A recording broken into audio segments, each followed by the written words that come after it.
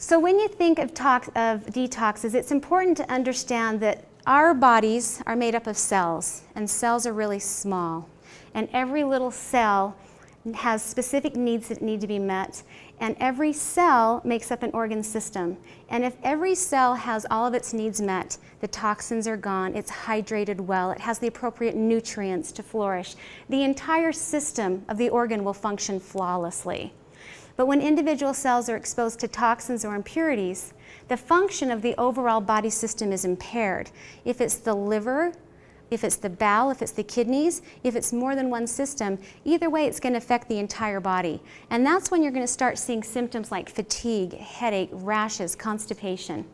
So when the organ systems are impaired, the body is left compromised, and this compromised state is what we feel when we don't feel good. When the body is compromised, toxins are not filtered properly, elimination is not happening, the cells are now exposed to these impurities and the toxins. So detoxification works, and I love this statement. I love it because it basically says, if you address the basic need of the individual cell, you'll be very healthy. So because detoxification addresses the basic needs of the individual cell, which is the smallest unit of human life, if you can address the toxins at that level, everything else works better. Cleanses are important in our time more than ever. I'm trying to think like what they ate in China hundreds of years ago, or Egypt, or Greece that was so bad that they had to do these cleanses. They didn't have access to McDonald's. They didn't have access to French fries. You know, I'm trying to think, they pretty much ate pure. They grew their fruit and vegetables from the ground and they ate it. But they still recognized the need to do cleanses. So compare their time to our time now. We have bad air, we have bad water, we have stress, we have bad food, we don't sleep. There's more of a reason to do cleanses for us now than there ever was in the history of time. So how do you know if you need to do a cleanse? This is the next question. Once they recognize, okay, I agree I need to do one, and what's the benefit for it? Then they want to say, well, how do I know if I need it? Well, these are a lot of the symptoms, and there's many, many more. But most of these symptoms come from inflammation. If you can get the toxins out of your body and rid your body of inflammation, many of these symptoms are going to go away just with that. Many of these symptoms can be treated with diet and exercise alone, not necessarily a huge cleanse system. So some of the things when you look at your cleanses, think about what you need to do, and sometimes just doing small changes will make a huge difference in your body. Some of the biggest things that I see if I'm seeing somebody for the first time in my office: insomnia, they're not sleeping. Headaches are constant. Usually we're also seeing a weight issue. Usually can't lose weight, not necessarily that they're gaining a lot, but they can't lose it. I'm identifying allergies rampantly.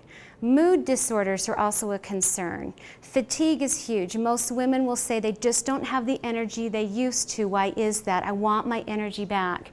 I see a lot of skin conditions. Eczema is notoriously autoimmune, and eczema always comes with asthma, and it always comes with seasonal allergies. Those three immune systems will come together in a triad. So when you see eczema on your kids, be very suspicious that they're not also going to have hay fever or some type of an asthma situation, because those are autoimmune conditions associated with inflammation. Problems metabolizing fat's very interesting because this kind of comes to the core of the liver. Constipation is huge. Distended tummies are another thing. This is the other thing a lot of people will tell me is they'll say, I can't remember things. I was trying to think of, this number and I couldn't think of it, or I couldn't remember this year, or the foggy thinking, not being able to retrieve or access memories or information very well, feeling like you live under a fog. Those are some of the things that we'll notice. So if you see any of these, a cleanse would be a good idea. How often should you do a cleanse? It depends on your symptoms, and it depends on the relief you get. If you do a cleanse for one day and you feel great, you're probably good. If you do a cleanse for 3 weeks and you still feel horrible, you probably need to do more. Most people need to cleanse about every 3 months. This is something that was pretty consistent in most of the literature review that I did. I tried to get something really specific to say you need to do it this month and this time, and there really wasn't a lot of that. It was mostly a seasonal thing, and I think it kind of comes from history. I think that's kind of the way they've always done it in ancient times. They just, every season they would do a cleanse. Minimally, however, every 12 months you have to do a cleanse. You just need to. Even if you feel fantastic and great, your body benefits from a cleanse at least once a year. Some people will need to cleanse more frequently for longer periods of time. Base it on your personal disease symptoms, base it on your personal relief, and then also base it on, once you've cleaned yourself out, how bad you've treated your body again and what you've reintroduced. You know, you can cleanse yourself great, you know, every year, but if you're not treating yourself well the week after your cleanse ends, you probably need to do it again or more frequently. So is it safe for everybody? Cleansing is generally very safe. I'm sure there are unsafe practices out there. I'm sure there are dangerous things you can do. If you look at a cleanse as the way to detoxify, purify, eliminate waste, and if you follow some of the general guidelines that I've researched here, I think that you can feel pretty comfortable doing a cleanse safely. If you're nervous at all, if you don't know what you're doing, I'd be happy to see you and help you with cleansing. Cody does a lot of cleansing. There are so many different ways and resources you have if you're scared to do one, but they're really safe and they're pretty easy if you follow some pretty standard guidelines. However, if you are pregnant or nursing, you're not going to be getting enough calories, something you don't want to be doing. If you're a child, and typically in most medical literature, children are considered anyone under the age of 14. Once you hit 14, you're maturing, you're becoming adult, your body can handle different adult processes. And then the chronic degenerative diseases, the cancer, the tuberculosis, these would be really inflammatory diseases that not necessarily would make it so you could not do a cleanse, but that you'd want to do it with some help because your body is already under tremendous stress here. And cleansing is good for you, but if your body's under tremendous stress, it can also be stressful for the body and put more stress on you. So you'd want to work with a provider in that case. Cleansing. When you look at your cleanses, if you do an internet search and you type in body cleanse or detox, these are some of the things that you're usually going to see. Most cleanses, especially if they're a good cleanse, are going to incorporate multiple things. It's not just going to be a fast. It's not just going to be drink water. It's not going to just be exercise. There are going to be multiple facets to that because you have to treat the body, and every body system needs a little something. So you're looking at something that has to do with food. You're either going to have a fast involved in this cleanse. You might have a strict diet. The diet doesn't involve calorie count. It's not about calorie, it's about quality. So you're going to be looking at either consuming or avoiding specific foods. Sugar is obviously going to be one you're going to need to avoid. Sugar is not good for you. Supplements. The cleanses are typically going to encourage supplements. Now the supplements can be as in-depth or as expensive as you want them to be, or they can be as basic as an antioxidant like vitamin C. However, whenever the body is cleansing, supplements are helpful. I think antioxidants are a really good way to go.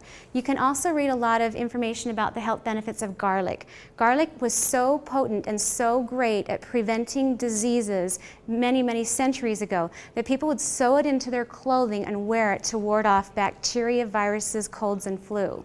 So when you think if people would wear it in their clothing back then, they've probably all smelled terribly, but beyond that, if you ingest it, it literally cleans the gut. It is so good at cleaning the body out. You also will see something in the cleansing that will say something like remove the environmental toxins. This is a self-assessment. What's your environment like? If your house is messy or dirty, that might be a toxin for you. If your water's unfiltered, that might be a toxin for you. If you have stressful relationships, that might be a toxin for you. Exercise is also important, and exercise is important for many reasons, not just because it's healthy and it's good for you, but also because it gets the body moving and you get blood circulating, and the liver gets a chance to circulate even more blood. It also gives the body a chance to sweat and clean out the pores. And it also gives the lymph system the ability to do its job, which is to improve your immune system. An external cleanse is considered to be anything you would do outside your body. So exfoliation, massage, those kinds of things are going to be important as well. And then self-actualization, I think, is really important.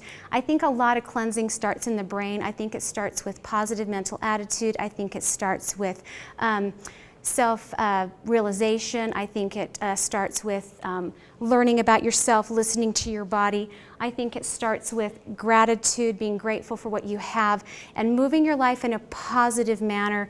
There are studies that show that water molecules, and you guys have probably seen these studies, water molecules actually respond to positive energy. We are 90% water. We would respond to the same positive energy. So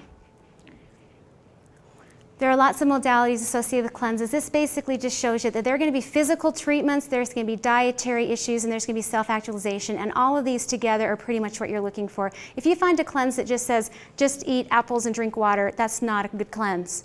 If you see one that just says, sit in the sauna, get a massage, and exfoliate, that's not going to help. You really need to take... That's right, I agree.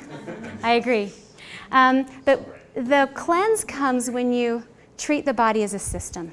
Okay, so you can have a targeted system cleanse. I have my patients do a lot of colon cleanses. Colon cleanses are great. I also encourage total body cleanses. And so you can change this up and work for you, but just be sure that you're treating the body as a system and you're not just looking at one aspect of yourself. All cleanses encourage similar practices. I talked about this. I don't want to keep bringing it up, but I think it's important as you research a cleanse that you understand that there are things you need to seek out. You need to seek out that there's a diet change, and the diet change should be more fruits and vegetables, less red meats, less dairy, probably no dairy, no sugar. You're probably going to want to take the flour out of the diet. You're going to want to take things out of the diet for a number of days that are associated with inflammation, disease, anything that's going to cause the body to be stressed, anything that's really not natural. If it's not in its most basic form, it's probably going to be harder for your body to deal with it. You're better off eating a sprouted grain than a enriched, processed white flour. Okay, so compare those two. Yes. Oh, on dairy? Yes. Why dairy? Okay. Dairy has a protein in it called casein. And casein is very, very hard on the body, particularly the liver and the pancreas. I think dairy is okay for many people. I actually grew up milking cows, so I'm not against dairy or farmers at all. But I have seen and have read many studies that show that cancer can actually be treated if casein in the diet is removed. So for example, there's a really good book called The China Study, and there are many of them, but this one's probably my favorite. Now if you haven't read it, you should pick it up and read it, because the foundational argument for the China Study is what you eat is what you are, literally. You eat it, you're going to become it. You eat inflamed food, you eat processed food, your body's going to deal with that at some time, and we're all going to have to seek retribution for what we do to our bodies at some point, right? I mean, aging is inevitable, but how we age is our choice. And so when you take in casein causes inflammation. It damages the pancreas and it damages the liver specifically. There are actually some pretty amazing pictures in this book that show mice that were given milk with casein, which is the protein, and it shows biopsies of their liver and pancreas over time, and you can literally see the cancer grow on these slides. It's incredible. And then they removed the casein from the diet, and when they removed it, the cancer cells reversed. So what they discovered in these studies that they can then attribute to people as well is that the cancer the cancer potential is in us all, but we trigger it with what we do to our bodies and with what we eat. And some of those triggers are going to be proteins, some of those triggers are going to be toxins, some of them are going to be stress. But in this situation, cancer was triggered by casein in the milk products. And if you can remove the casein out of that, you can actually treat and heal the body, which is pretty incredible. It's pretty empowering, I think. That's what I like about it. So I think that there are other ways that you can get dairy, get milk and get the nutrients from it. I don't think that you have to take dairy out of the diet if you love it and you want it. I think it's fine. I think that limiting it and being aware of it is important as well. So 3 servings of dairy a day is more than enough. If you're drinking, 6, 10, 12 glasses of milk a day, you're probably exposing yourself to more inflammation than you need. So